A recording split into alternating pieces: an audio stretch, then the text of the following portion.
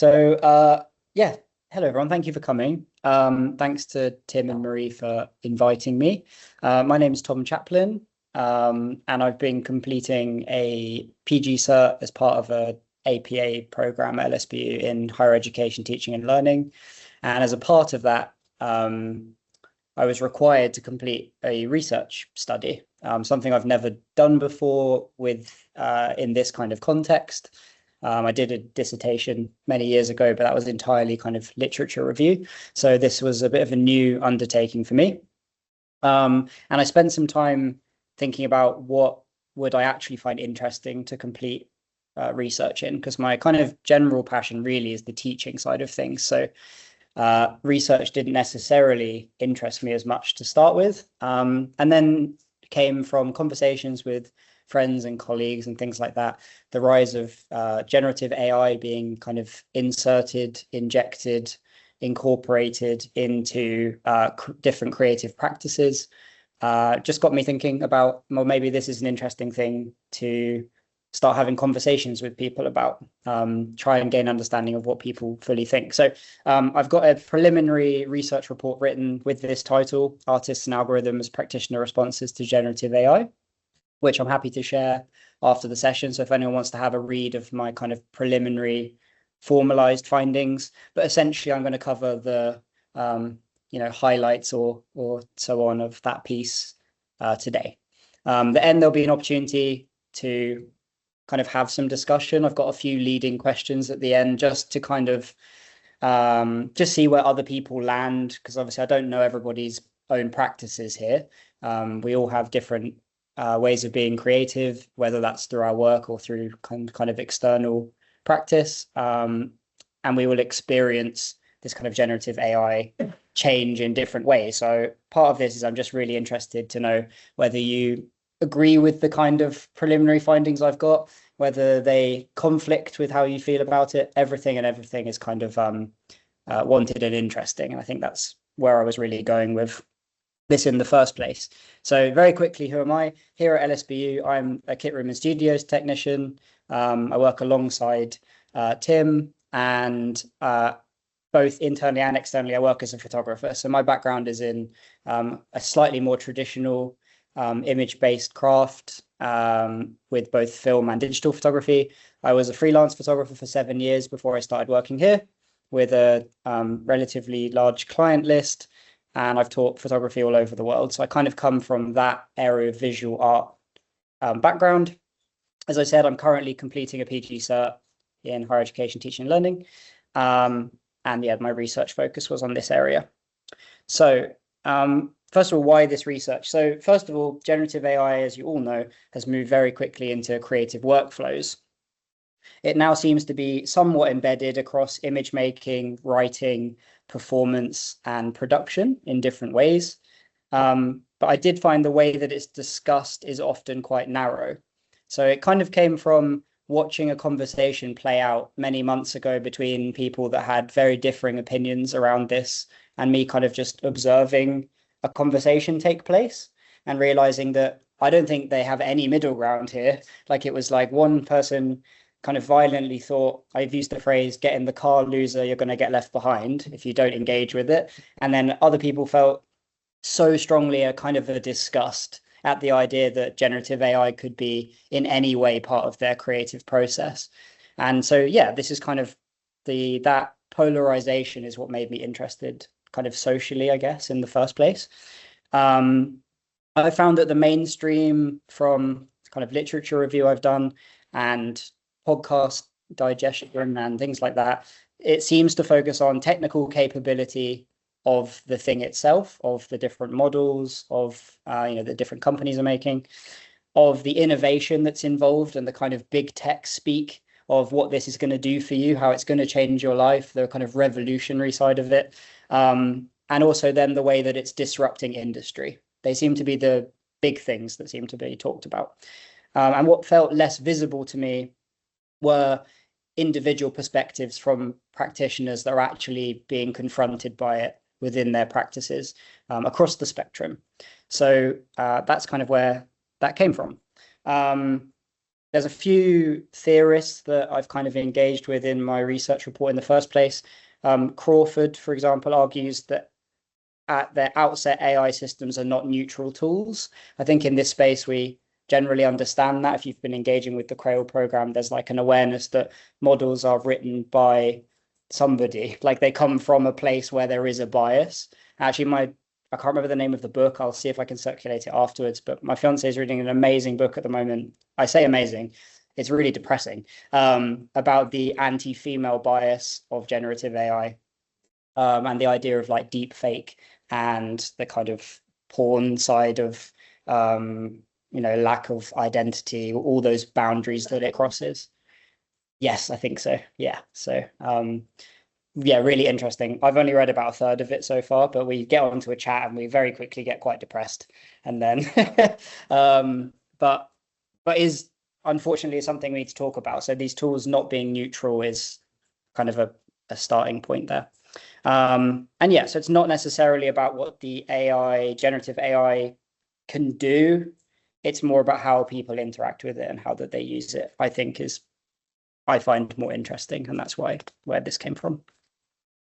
The research asks a relatively simple question. Basically, how are art practitioners making sense of generative AI?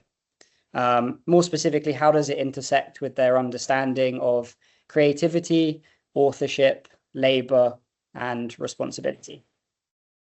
And I think from the conversations I've had with people and my own perspective, as there is my bias in this research report, obviously to some degree, as somebody that lives in these spaces and works with people across the creative spectrum, I would argue that in a creative or arts practice, there is a kind of lived, negotiated, contested experience in the creative moment, in the process of making something.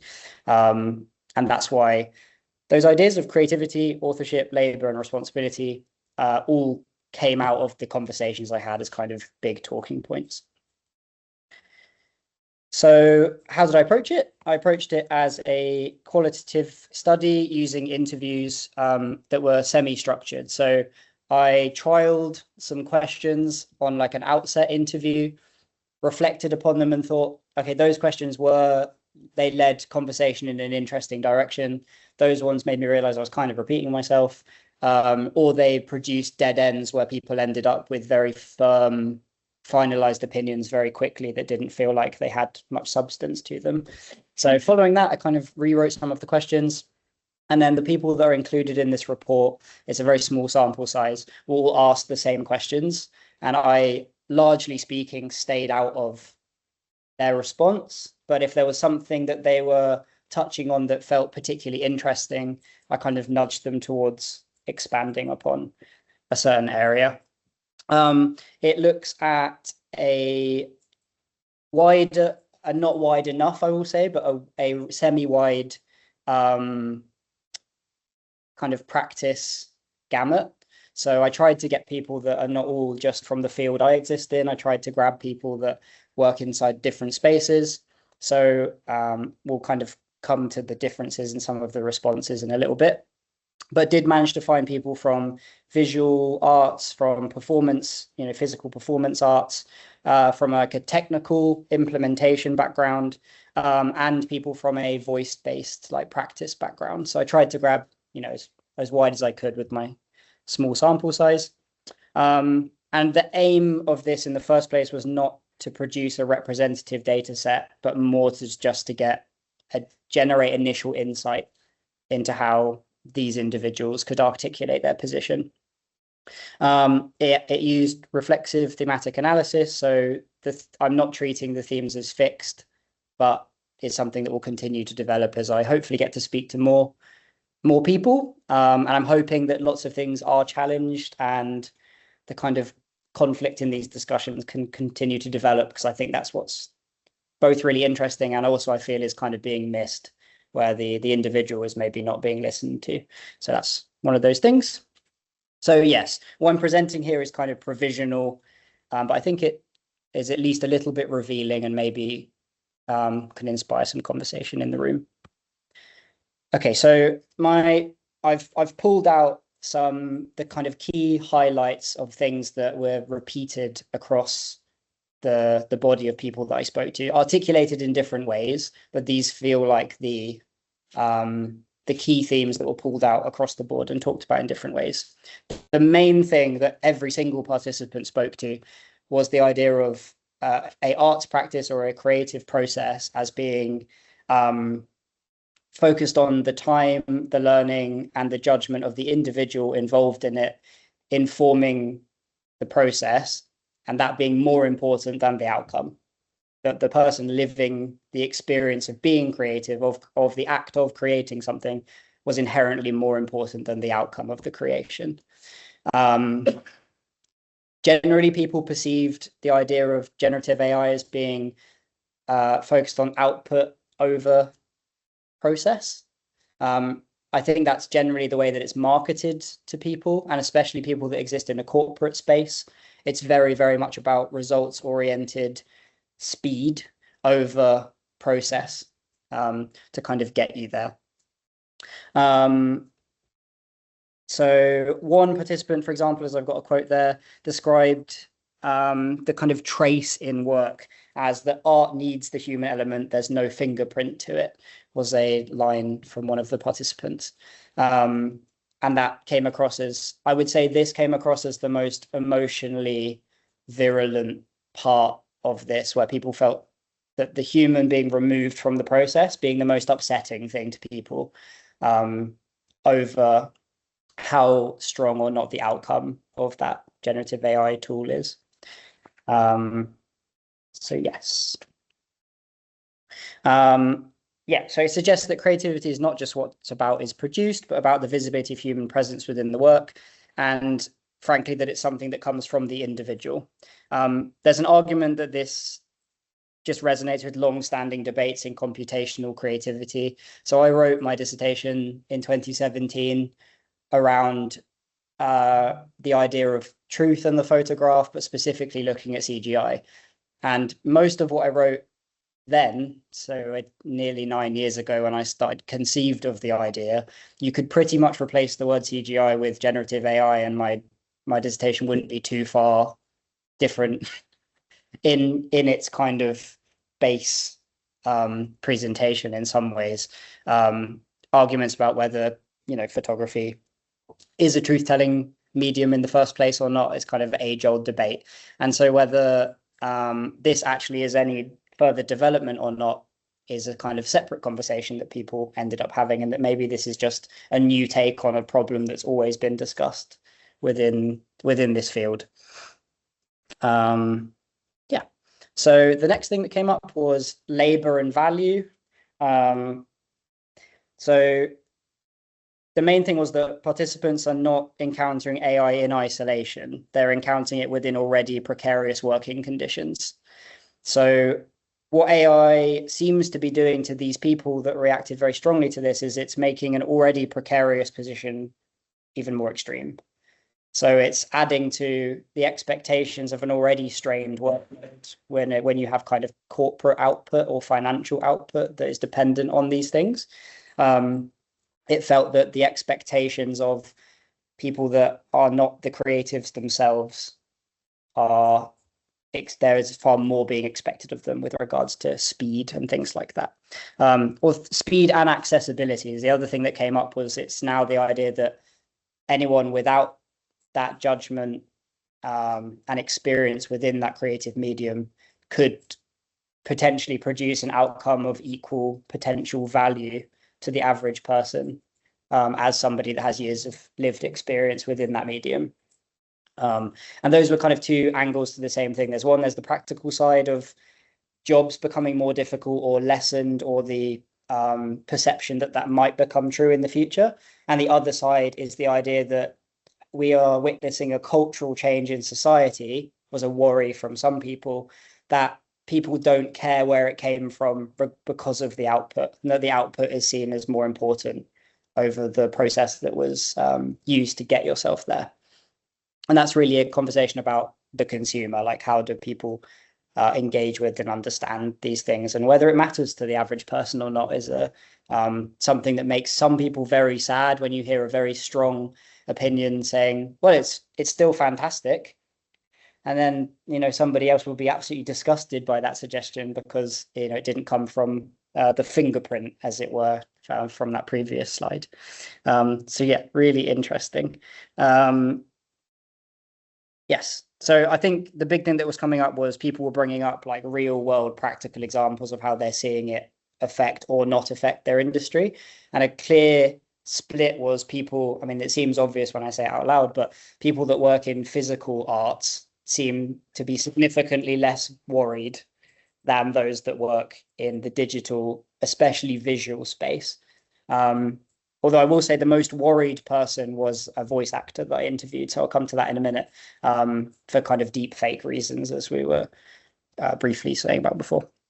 So I put at the bottom of my notes here that lots of discussion followed from this theme into cultural discussions around expectations of artists and creatives, being informed by what the public are willing to digest. Already this area of debate is hotly contested. So it only takes a few minutes of Instagram Reels to get an AI slop video, which will be full of comments rejecting its very existence and a strong dislike for the creator of the video. It creates this like kind of violent response out of people that's potentially interesting. So authorship. So authorship becomes particularly unstable in this context for people. They expressed uncertainty, not just about ownership, but about accountability and control over how things are interpreted and seen. And it did seem more acutely problematic in identity-based practices. So where the individual is a brand that they're being used as a part of their creativity, it seemed to have a lot more of an impact on those people. So for example, people that do voiceover work, or potentially if we end up in a future where an actor on stage is somehow technologies developed to a point where generative AI interacts with a job like that, I could see those kinds of people being potentially worried by that. So an example, I had a really good conversation with a guy who works actively in the voiceover, voice acting space. And his worry was, he used the phrase, there's no control over your voice, your autonomy, your creative ownership. And he said, I hear him all the time talking about God knows what, which was in reference to hearing David Attenborough's, like, I've put beautiful, soothing voice over a random Temu advert. And the idea that like David Attenborough would have never done that voiceover in the first place, but we're using his cultural likeness, a company's using his cultural likeness to gain kind of social credit so that the advertisement is kind of more believable. And some people will fall for that. Lots of people won't. They'll go, why on earth is David Attenborough advertising a mug from Temu? But there will be people that take social stock from that. So who owns that voice, that pattern that we recognize? Does David Attenborough still own that fully? Is a concern. And it's about whether authorship can be meaningfully located at all. Are we reaching a point where, I mean, I said about my dissertation, like I wrote about the idea of the hyperreal. We were reaching CGI at that point where the IKEA catalogue for 10 years had been entirely computer generated and nobody knew. It's a picture of a kitchen. It looks like a kitchen. I'm going to buy a kitchen.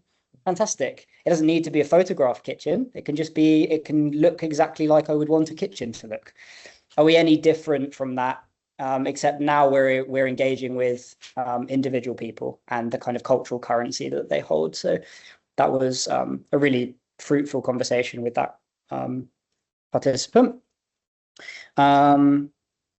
Yes, then the next thing that came on, so those were the kind of generally more negative responses that I got, or insightful kind of pieces. The next thing was the idea of selective engagement. So most of the practitioners were not simply rejecting AI. And I think this became more true the more I spoke to people. So initially, I wanted the interviews to be about 20 minutes long. I had these questions. I was like, it kind of gives them a good 4 minutes or so on each question to kind of process it and develop their ideas. But what I found was actually just extending them to 40 minutes with no additional questions. People would just carry on talking, and the nuance of their position came out in time. So the longer I'd spent just being like, oh, could you expand on that thing you just said, And they go, yeah, I guess I can. And then they would kind of continue to articulate their position. It became clear that there wasn't just like a simple rejection. It was, and if there was some sort of a rejection, it was usually because there was something very personal that they were feeling affected by it. But generally, I was seeing selective engagement.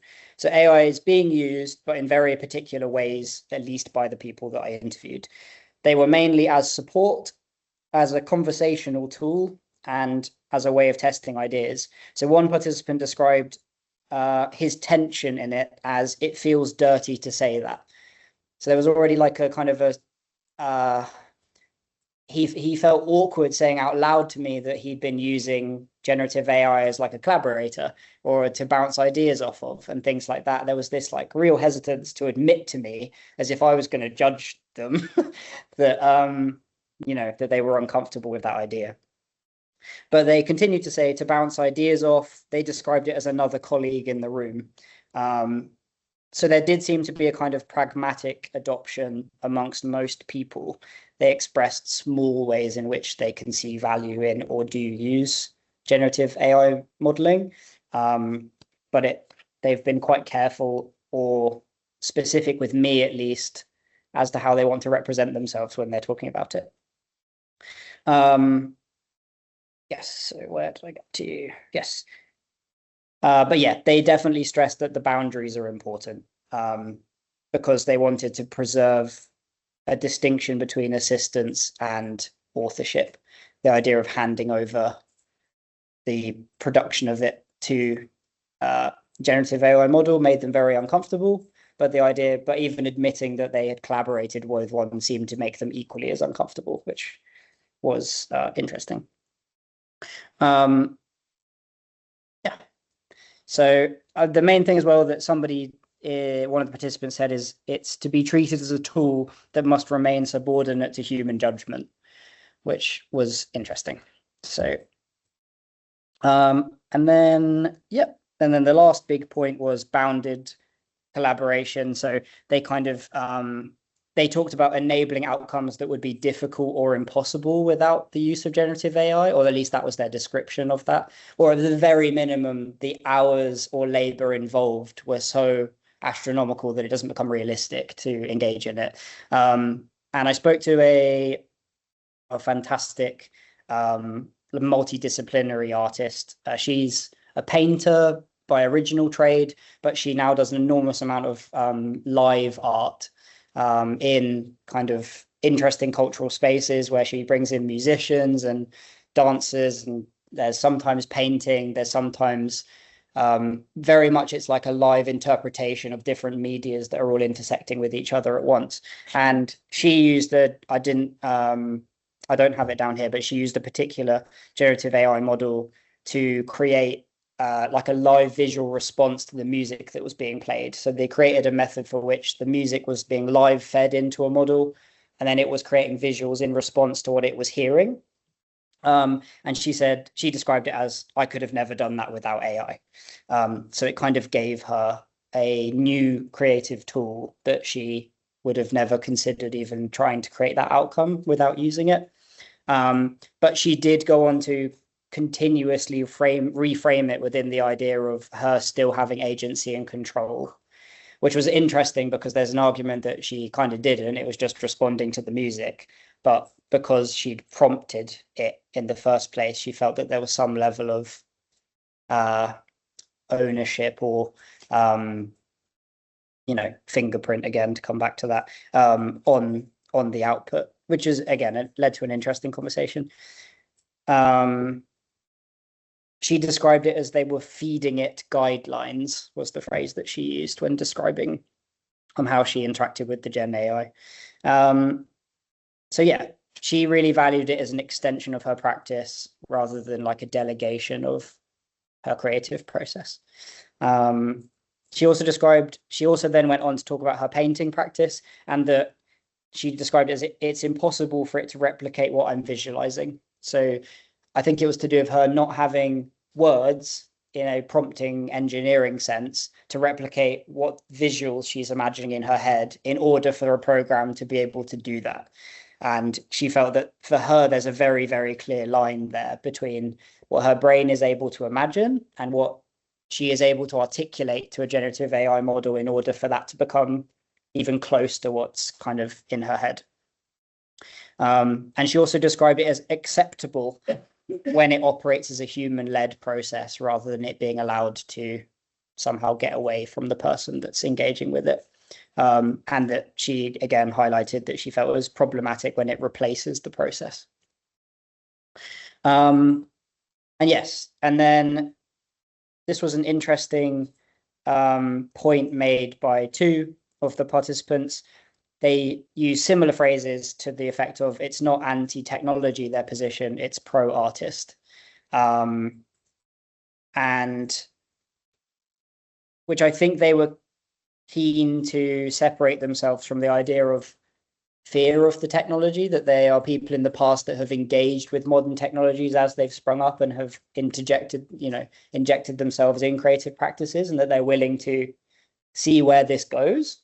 But they seem to actively reject the idea of being fearful of these tools, but we just have to create ways in which there's a healthy engagement can be created. Yeah,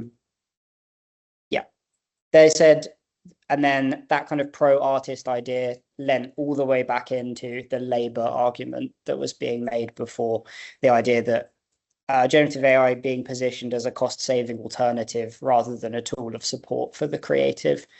And ultimately, that if you do use it as a cost-saving alternative to get to an output much faster than you would have done otherwise, you've missed the point.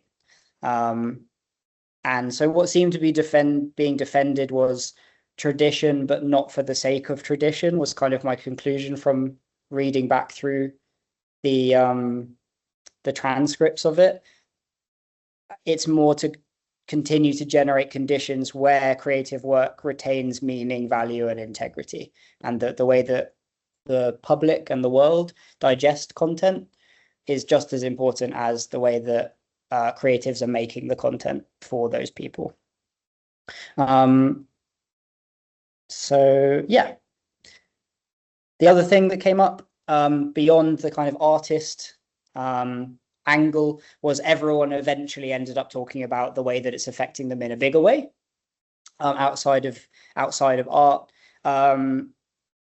Lots of arguments were about that the most significant risks of generative AI are not within art, but within our understanding of information. So kind of how does the public digest deep fake content, and the idea of things being so realistic and maybe so quickly. That's the other danger, really, is that the technology is so fast now that something could have just happened in the world, and that's happened because there's a reliable news source that's shared it, and then suddenly within 5 minutes there's very realistic video and photography being released that would lead you down a particular path of assumption. And as we know with like the Iran war at the moment, that there is an awful lot of content out there that is very, very believable because of the things that we know have happened. But then agendas are being pushed in different directions based upon who has made this generative AI content that represents our kind of abstract understanding of what's happening in Iran, for example, as one small example. And that's being used by every single side in all of this. And so this kind of truth debate is what came back. And the biggest fear really was about, do we lose contact with what's real and what isn't, because of the way that humans are using generative AI, not necessarily because of the tool itself.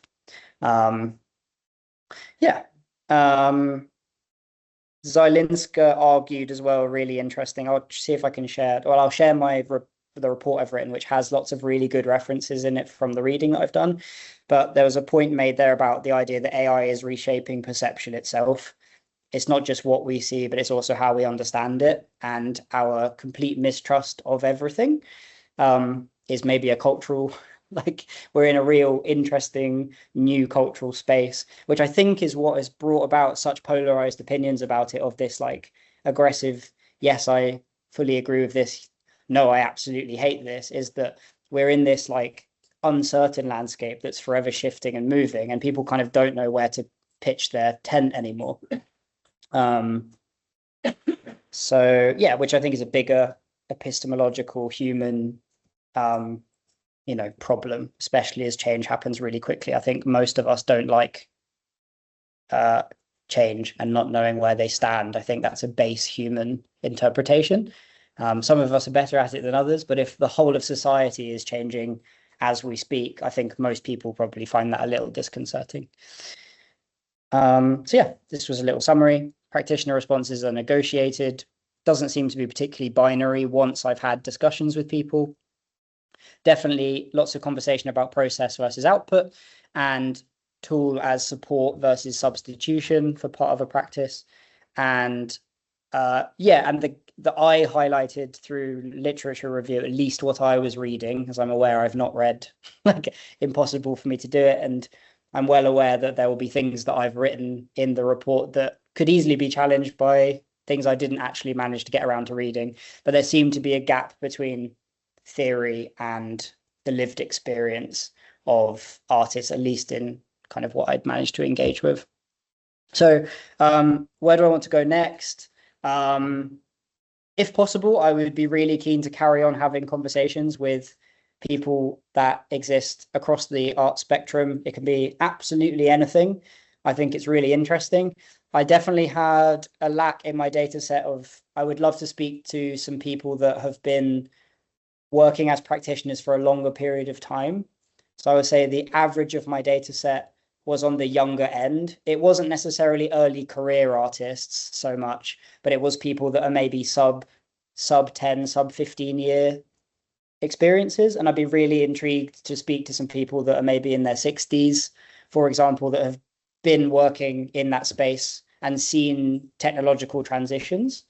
Would be really interesting. And I'd also be really keen to speak to more people that have an expanded discipline. So I'm aware there's, my data set was small. So if I can speak to people that have different expertise, that would be really interesting as well. There's a very clear difference between someone that works in the theatre performing arts space from somebody that worked in voiceover, from someone that worked in photography, for example, in my experience. So that would be really interesting. I don't know whether it would be possible, but it would be interesting to track any kind of change over time. Like if this was done over a period of time, how does sentiment unfold alongside the kind of cultural discourse that's happening? Do people's opinions become more nuanced over the next 2 years? Or are we still in the same polarized kind of argumentative space? And then the last stage that I think is interesting for me that came from this was the idea of something looking at the idea of consumption of this media rather than just the creator of the media, what's happening on the other side of that conversation. That could potentially be interesting as well. So that was the kind of the end of my my talking bit. But I thought what might be interesting today was if we expanded just a little bit of kind of what I had found, what people thought of it, and whether any of these questions might be interesting for us to talk about as a group just for kind of 10 to 15 minutes, because I'd be really interested, because as I said at the beginning, I don't really know very many of your practices or your areas or your backgrounds, and it might be interesting to just have a little bit of a discussion about some of these. But before we do that, if anyone has any questions, I'm more than happy to answer any questions, and then we could have a little bit of a discussion. Thank you. Thanks, Tom. I'm just going to switch on the mic at this end, say, try and capture hopefully not just me. Yes, super good sort of starting point. I had a couple of questions or thoughts. So you mentioned quite young artists, essentially. On average, on average. What was the sort of gender, ethnicity? So that's a very reasonable question. I would say gender was actually evenly split. Ethnicity was semi-mixed, but slightly biased towards white. I would say, thinking about it off the top of my head. So the small, with the small data set, it's kind of, And how many? So, 6 people. Six. 45-minute interviews it ended up being. Yeah. Yeah.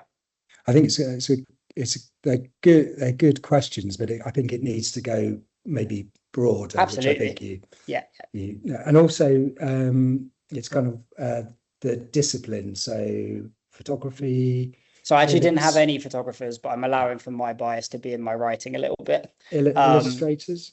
I had a graphic designer. Okay. I had a voice actor. I had someone that works in theatre production. Yeah. I had an actor. Yeah. And I had painter. And what was my last one? I think off the top of my head. Oh, sorry, no, it was another person in the performing arts discipline, but they were distinctly different from the other one. They worked in costume creation. Okay. So kind of fashion, not quite fashion, but like in fabric. Were the responses distinct between different, say a designer might have a very different take? Very much so. Yeah. An illustrator, for example. Yes, absolutely. I also found the people that were less affected in the short term, they articulated that their actual day-to-day work was less affected in terms of the general worry of what they're hearing from colleagues and media, for example. So the people that work in the theatre space, for example, weren't so concerned. They also had the strongest opinions, which is why expanding this data set would be really interesting to me. They had the most emotional responses from the people that seemed to be least immediately affected in the kind of labor question. Yeah. But yeah, there was a very clear, like at least people took a very different initial approach, especially to like answering some of the questions. There were clearly bigger problems they were worried about or excited about within each discipline. Like there was quite clearly segregation, I guess, between what was important to different people. Yeah. Was just sort of the thought, the resist in terms of particular generative AI, was it okay to use it ChatGPT, but it's not okay to use it in image making? Yeah, absolutely. That was absolutely a question, like the kind of thing I delved into with a bunch of people. People seemed a lot less bothered by text-based output than they were by anything visual. Yeah. And by anything visual, I mean visual, I would also include anything sound-based as well, like anything audio. Anything except text seems to bother people significantly more than. But I suppose if you're asking writers, that's very difficult to hear, right? Yeah, so the person that I asked in performing arts, I would say 50% of their background is writing for that space, and they seemed wholly unbothered by it. They just felt very confident in the fact that their craft can't be replaced yet. Like that, it's not in a place where it can hold a candle to what their experience of their writing practice is, and that it won't sound like them, and that it won't carry the themes in a human enough way for it to work on stage. That was kind of what came through from that. So they were kind of quite unbothered actually, like about the ChatGPT. It's like, well, what are the script writers not losing their jobs? He's like, well, no, because it's crap. Like, was kind of the response that I was getting, which was interesting. Yeah, because it won't forever be there. Do you think maybe the fears or the confidence going, oh, it's no problem, or it's a tyranny being pushed on me, is down to literacy, understanding what these machines, the limitations and opportunities these machines could. I would say that's a very clear correlation. Yeah. I think that was the interesting thing as well. Like the people that were seemingly less immediately affected also understood it the least, and therefore held the strongest opinions. Is kind of what I could see through that kind of pipeline. Whereas the people that seem to have significantly more nuanced opinion and had clearly engaged with these tools in some way, like they tested them, they tried applying them to part of their practice, they'd used them as a collaborator, as they'd kind of spoken about. They seem to be in position where they had not gone out of the way, but they had, before fully hating what they were being told by other people, they'd made the effort to actually experience it. Like, is this actually affecting me? Like, is this actually a problem right now? Or is this something that I can use to maybe streamline my process or think about things in a different way? Or, as someone said, like, bounce ideas off of, like it. Like I found, I mean, speaking for myself, like I haven't necessarily used it in a creative way, but I find I do a lot of my best thinking when I'm talking. And even if I'm talking to myself, which I tend to not do unless people walk in on me and think I'm crazy. But I do find most of my best thought development comes from saying stuff, not really ever from writing things down. And I've actually found, like, talking to ChatGPT, for example, where I'm forming out, you know, an idea around something or how I feel about a certain position on something, hearing myself say stuff out loud and then it just facilitating that conversation rather than another person needing to be there for it. Yeah. That's been valuable for me, which I think has been quite interesting, in a way that if I typed those things, I actually wouldn't have come to the same, like, threads of thought, because that's the way my brain works.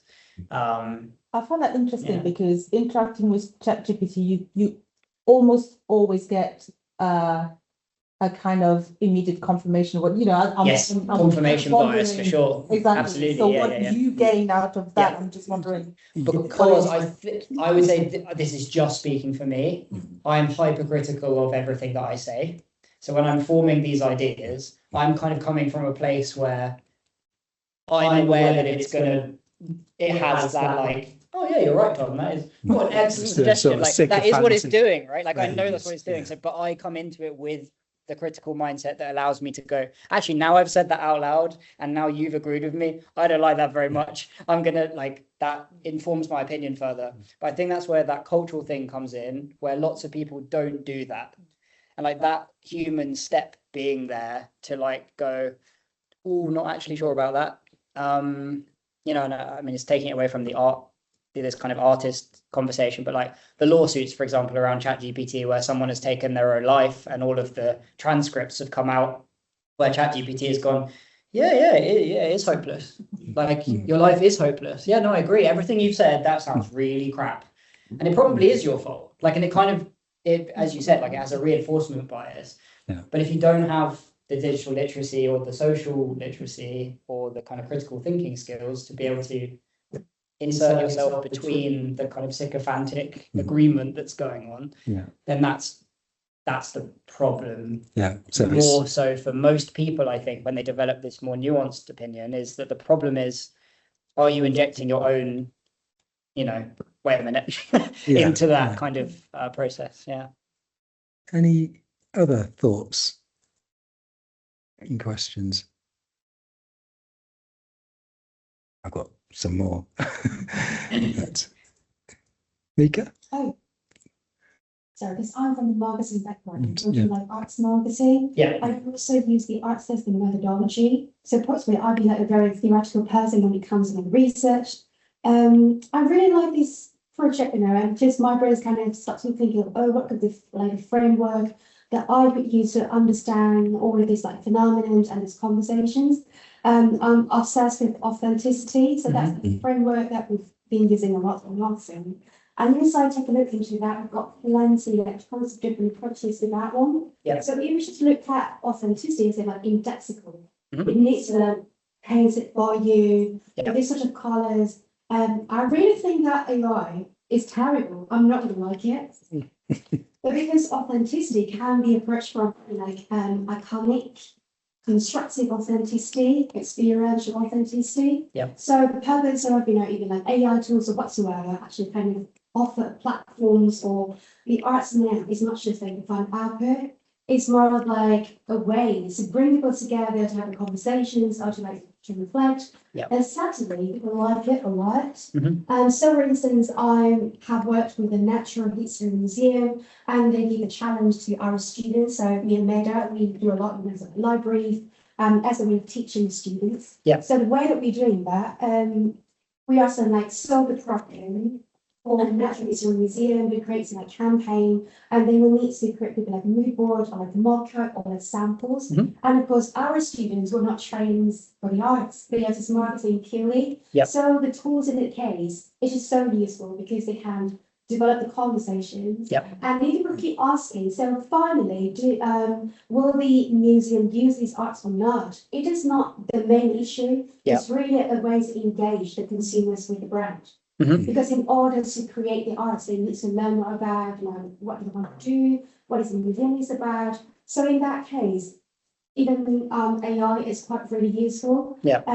Another thing, I work with a young artist, and I can see that you're kind of looking for what's going to be like people more like disciplined.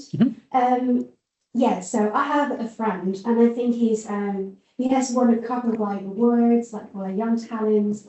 So he's more like an immigrant in the UK.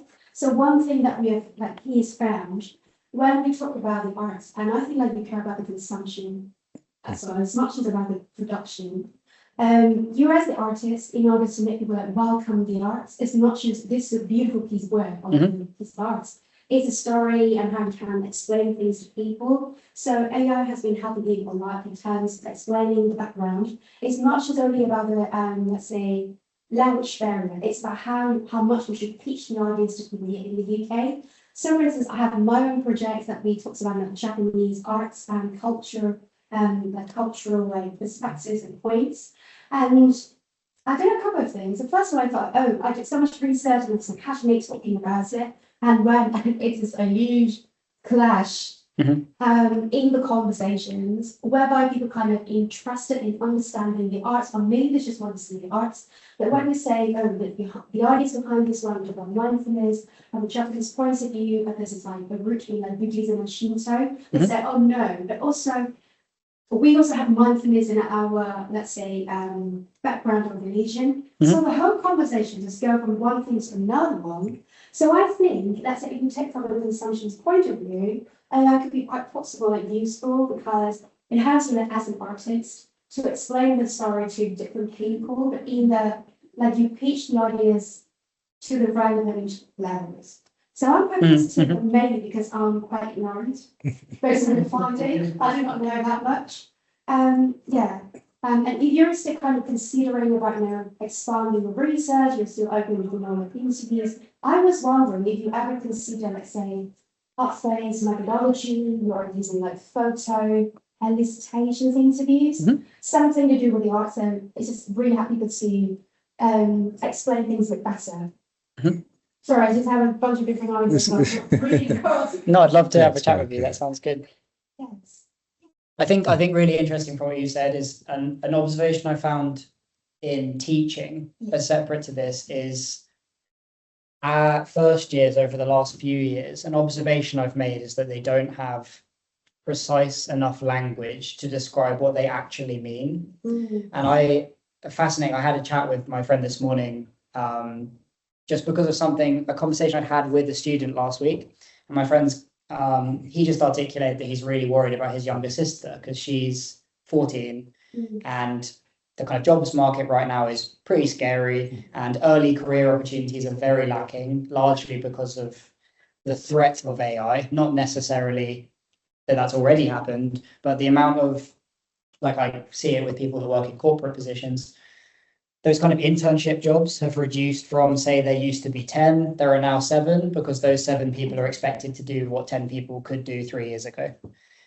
So this kind of conversation came up, and I was saying that my worry with younger students that are coming in is I'm purposely have rewritten a lot of my classes, especially for first years, to enable them to develop a language set that they can both be critical, but also they can be precise about what they mean when they're describing something to me. So if I'm teaching a photographic workflows class, for example, if they don't fundamentally, you get so many people that say, oh, I really like that photo because it's really pretty. I'm like, that means absolutely nothing. What do you actually like about it? Like, what has engaged you? Is it the color? Is it the framing? Is it the content? Is it the authenticity, as you were saying? Like, is it someone's lived experience that's been captured on film? Is it, and it could be any number of those things. But engagement with that language is the one thing that, from my angle, that maybe slightly worries me about generative AI, is because a lot of the way that people engage with it is through prompt. It requires you to have certain language skills in order to be able to conflict with it or produce what you want to get out of it. And that's kind of the point that one of our participants made about, she's imagining this painting in her mind and that she wouldn't know how to prompt that into existence. And that's probably fine. Like, I don't think that's necessarily an issue. I just noticed it with more recent first-year students are coming into university with less developed language skills, anecdotally, than 5 years ago. And I don't know if it's ChatGPT. I don't know whether it's a school system thing. I don't know where that's coming from, but it's really interesting. I mean, Coming from there in COVID-19. Well, yeah, that's what I mean. It's complicated, right? It's There's a lots of things. research project in its own right. Yeah. I think things like it privileges English, for example, is a particular one with these sort of tools. Yeah, I mean, it is a complex. Have you thought? I was just sort of thinking of kind of artists that use it critically. So, I mean, I'm personally, I'm not an artist designer, but using the tools to explore them in a critical way. Yeah. So some of the older models are quite interesting. You could say they're kind of misogynistic. Yeah.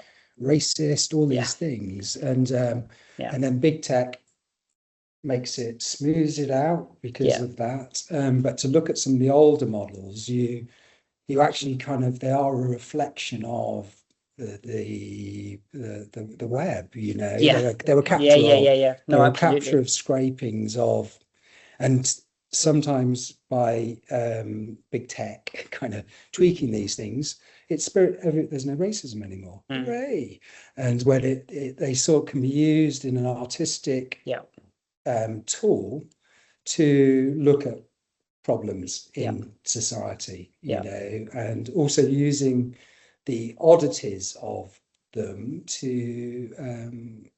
So there was a couple of filmmakers that the Invisible Doctrine that did a talk, and we had a screening last semester that used the aesthetic of those early images to reflect neoliberalism, you know, and the problems with that. So it was this synthetic image with its 6 fingers and all that kind of business. Quite good of that insidious ideology that engulfs us, you know. So I think it might be good to 100% join the Digital and Data Research Centre. I don't know if you are, and the Centre for the Study of the Network Image here, which and make those sort of connections to artists that are using it. Yeah, like actively critically using it. And making visual outputs from these data, because I don't see the images that come out as, well, I tend to see them as infographics of the model.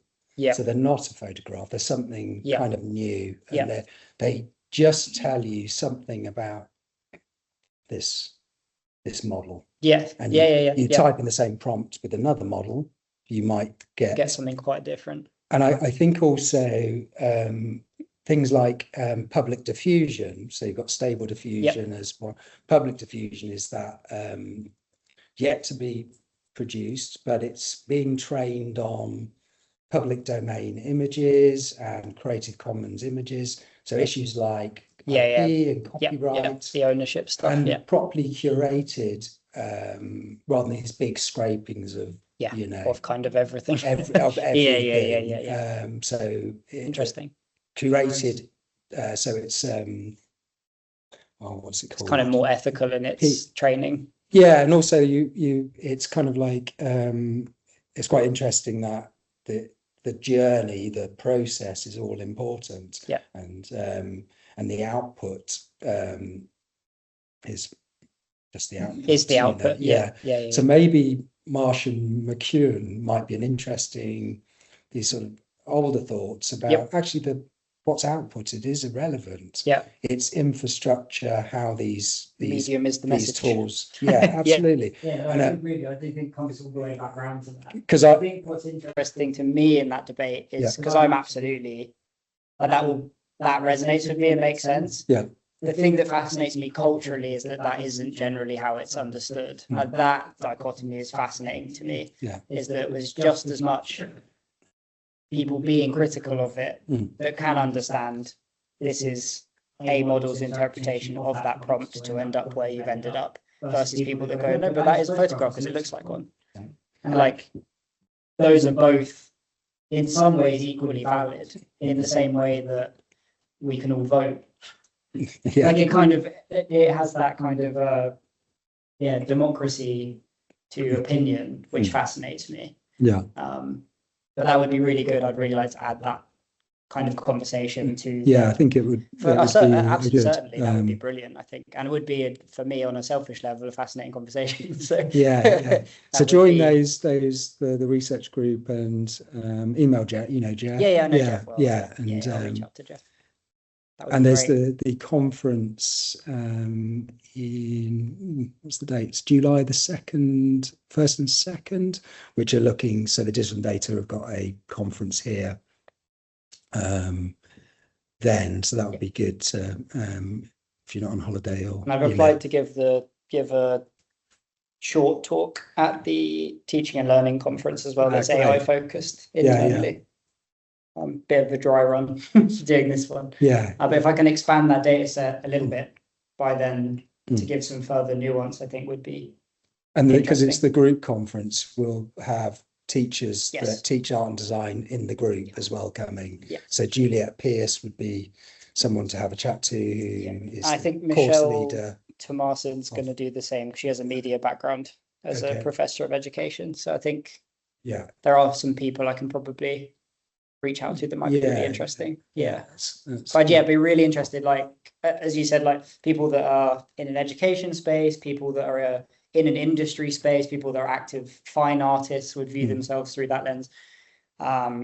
Any and all that I can add in for interesting conversation is great. And definitely one area that's missing is like the critical active engagement in using it to actually create an output, but being critical of the tool that they're engaging with. Yeah, so I've had those conversations with people, but not in this kind of formal manner. Art and design activism, essentially. Yeah, which would be interesting. And I think that would be a really interesting sort of space to investigate. The couple of other, I think, just sort of generally, and this might be kind of have you heard of Ghost in the Machine, which is a new documentary this year? I've not seen it, but I've heard of it. Yeah, so that's Valerie Vitek, and it's looking at the history of artificial intelligence and argues that AI technology isn't neutral. No technology is ever neutral. You know, it's an actor and built by people with bias and so forth. But it's old structures of power. Really, its power is kind of where conversations I think need to be looked at, and it's sort of racism, misogyny, eugenics, and it's born and you listen to the language of the head honchos of OpenAI, Anthropic, and so forth. There's an Instagram page dedicated entirely to daily postings of things AI tech heads actually said. That's like the name of the account. And it's just quotes with the link to the interview of them on screen, of them saying the most outlandish. Like the Instagram account is entirely dedicated to just like that kind of almost Machiavelli. And I kind of another one. I don't know if you've seen Adam Curtis, and this is going back quite a few years, sort of 2011. All watched over by Machines of Loving Grace, which is or another useful. Usually, it does pick up on sort of eugenics and these things of big tech well before the mainstream we're sort talking of about it. explosion of Yeah. generative AI. So I think they would be quite good things to check out, you know. And I thought it was interesting your thesis that you did, or dissertation you did, and then you're swapping out words, and so much of it applies. And it'd be quite good to take that further back. And actually, is this kind of like, is there a fear in my writing that I'm doing, you know, in terms of and these sort of things would be quite, because I like the idea of embedding yourself in the research, totally that approach. I think that's great. Which is where I think I will end up in some regard. Yeah. Because that will be what will be interesting for me to continue it through the conversations. I can't deny that I'm part of it. Yeah. I think is true. I had Katrina Slewis as my dissertation supervisor. I don't know if you know her. So she's ex-digital curator of the Photographers Gallery. And this is very much the background that I wouldn't be at all surprised if I looked her up now. She would be at the forefront of these kinds of discussions, because talking to her endlessly about the uncanny valley and hyperrealism and our understanding of truth dissemination, and when you're marketed a product, whether it's real or not, does it matter? Does it matter to the consumer? That idea of truth, and like it suddenly has gone because of AI. And I mean, it's a question, isn't it? Absolutely. Were people? That's not a new question, actually. It's just, were people trusting? It's just louder now than it was. The media, mainstream media, 10 years ago, and there certainly was a massive distrust. And 10 years before that, really flared people's distrust in the mainstream in a big, wide sense, in the most wide sense possible, didn't it? Like conspiracy theory ran wild. Maybe younger people, and it's fascinating as well. So framing it in a younger way, because that stuff has been going on for sort of decades and decades. So I think that's probably that question about age, and asking. I think that's good to ask artists and creative I'm really keen to speak to people of different lived experience. Like that would be really interesting. Super good. I think it's we've gone a little over, which I didn't anticipate, so there we go. Thank you, everyone. Great stuff, Tom. Thank you. Thank you for having me.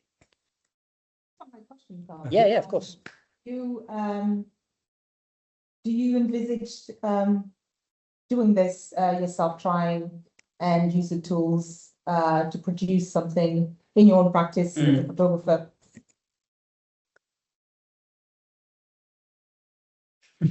I would say I haven't closed the door to the concept of something more like, as Tim was describing, like experiential, experimental, with moments in time, like that model existing almost like as a time capsule of that technological event that happened. That would be interesting to me. I think my own practice of things I do outside of work that I would view as an artistic practice would veer really strongly away from it, because I like disconnection from technology in my personal work. Like I don't even shoot I don't shoot anything digitally anymore unless it's commercial or here, like for education purposes. I shoot everything on medium format film. So my base, though I guess my base instinct is to remove myself from my day-to-day experience, which is very current. But that's what I'm saying. I absolutely wouldn't close the door to the idea of that kind of thing. I think I just haven't thought about exploring it myself. And I've noticed the kind of mindfulness rejection where I'm trying to make personal work and like that fine art space of kind of quite selfish creation as being to make it genuine. If I was to boil it down, to make it not feel like work as much as possible, so that I retain a love for the craft I engage with, that I teach. And I just got super burnt out, for example, when I was freelancing. I'd look at my camera bag and go, that's a tool for making money. Like, I don't want to go and make interesting work with it. Like that's a horribly advanced camera system that you know, has the most unbelievably amazing autofocus and all of these things. I remember my dad being like, have you taken anything, you know, for the sake of you wanting to go out with your camera recently? And I was like, God, no. that sounds awful. That's where I make my money. So I think I've had this, like, I definitely have a thing of a rejection for my own sanity. If most of my work is kind of surrounded by a necessity of keeping up to date with technology, my personal work is like an actual rejection of although I didn't mean wanting that to do in that. that sense, just even out of curiosity. Yeah. I think out of curiosity, yes. I actually don't think I've closed the door to the idea of engaging with these things, but I've not really also given it huge thought about how I would, not even the would I. The would I is, if it made sense, I would. It's more the how would I haven't given any thought beyond finding what other people have done really interesting. Yeah. And I guess it is that thing that, like, the camera is a technology, the pencil is a technology, the book. Of course it is. So it's kind of, I guess, one thing for me where there's this fetish that becomes a fetish of a past better time. Oh, that's definitely true. So it's kind of there is a nostalgia to lots of these things. That is true, and that's the idea of that I put in here about the idea of is it tradition for tradition's sake? Like, is it clinging on to things because that's the way we've already got these preconceived systems of appreciation of, like, that has value, so therefore it must be maintained in its purity. What does that mean? That's interesting. But like, that's interesting because these are the things people say, but again, it's like, it's more complicated than that. Which is interesting to me. You're right, like the camera, and that was the argument in my dissertation at the very beginning, was that, like, it isn't a truth-telling device in the first place. It's, you're at the behest of where the photographer points it at what time. Like, there's a bias in that. And then how ignore Photoshop, ignore all of that. Just the decision of where you point your camera and when you press it is a biased action. And the darkroom. And well, that's what I mean. As soon as you go into post-production, you know, you've got all these other ways of manipulating things. So it's never been as simple as it is what it is it? And even a photograph that is, you know, indexically true, you know, it's an event that happened in that room and it was captured. It carries the bias of the photographer and the, you know, the opinion they're trying to share, or and whatever. Like, what does that mean anymore? It's the mistaking of the index for that. There's a saying: don't mistake your finger for the moon, you know. And it's that mistaking the index for the real thing, and the photograph is always an index to the real. So it's always, but it's somehow been shunted in the hierarchy of cultural understanding of what's true and what isn't. Where generative AI sits in that kind of general cultural zeitgeist, like to the average person, is that just as, like, if the average person thinks, well, you know, if a photograph of it happened, that means it happened. If that was, say, we took that as for granted, as the average person might when they look at a news cycle, what does that mean? Where does computer generated image that reflects reality in some kind of realistic manner, where does that sit on that hierarchy versus a painting? Like, it's interesting. So I guess that's the idea I sort of said, was the it's an infographic of and what's the wider understanding, the public understanding of that. I guess that's the job of educators, definitely, to shift that, and artists. And that's why I think that idea of artists, activists, and criticality is important. So we're not trying to make a pretty picture, we're actually trying to interrogate power. Definitely. And that's, I think, for me anyway, is interesting art, you know. So well, thank you once again. Double clap for Tom. Double clap. Thank you very much. Great stuff. Yeah, thanks for having me today and giving up your time.